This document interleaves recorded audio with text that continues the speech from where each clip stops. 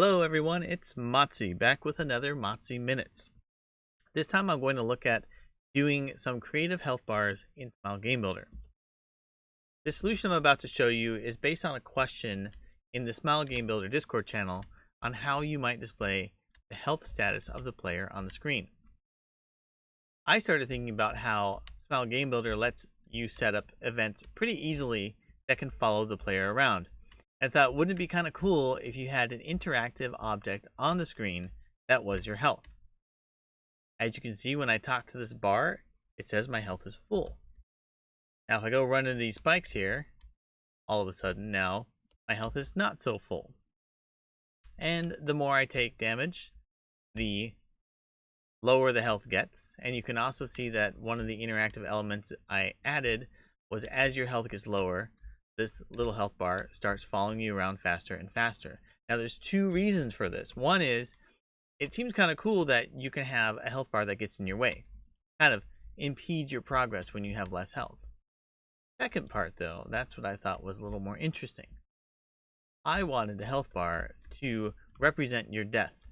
And the best way for me to do that was to make the health bar into a monster that chases you around, and once he catches you, you die. Boom. So, kind of an interesting idea, and I think there's a lot of things that you could do with this. I'll show you real quick how I set this up. It's actually not too complicated. Here we are with our spikes and our health bar and our starting point. Before I look at the health bar, I'll just quickly show how these spikes work. It's not really complicated and it could be set up better. All I did was when the player interacts with it, they play sound, move the player, and then subtract 1 from this health bar variable I set up, which I'll show you how I initialize in a second. So all this does is subtract 1 from that health. There's many different ways that you can impact player health. This was just simple for the demonstration. Now we'll look at the actual health bar. This is seemingly more complicated, but still pretty simple. So there are a couple things that have to happen for me to set up the player's health. In this case, I let the health bar be the thing that sets it up, but that means I need an init method that allows me to set the health bar to 4 from the start, and then transition to the actual interactions with the player. You can see I have a local switch here.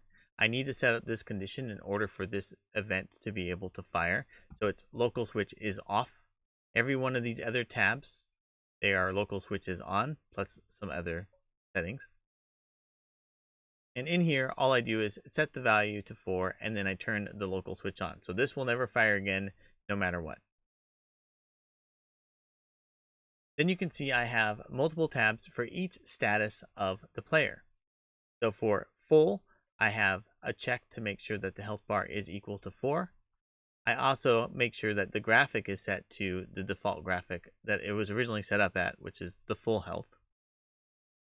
And then for each additional tab, I change the graphic to 1 less than what it used to be. And I also change the message that gets displayed. Each check will check for a different number. So 3 for 75%, 2 for 50%, and 1 for 25%. And then the empty is when it's lower than 1, so 0 or less, no matter how many minuses I got. And simply sets a message that says you died. Because this is just a demonstration, I didn't do anything fancy. You could of course have a game over message or other ways of handling player death. In this case, it just was to show once the player gets hit by this, it dies. For each one of these tabs, I also had the event have a different movement speed. All of them have an approach, although conceivably you can have one that makes the health run away or move at random.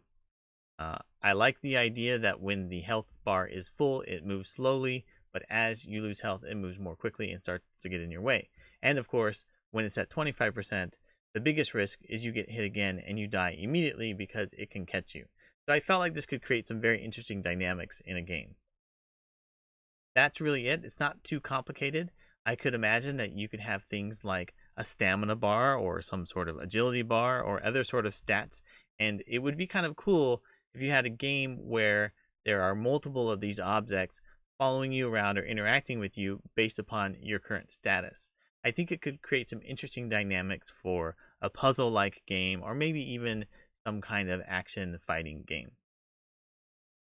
That's it for my Mottzy Minutes today. Feel free to leave a comment below, like and or subscribe.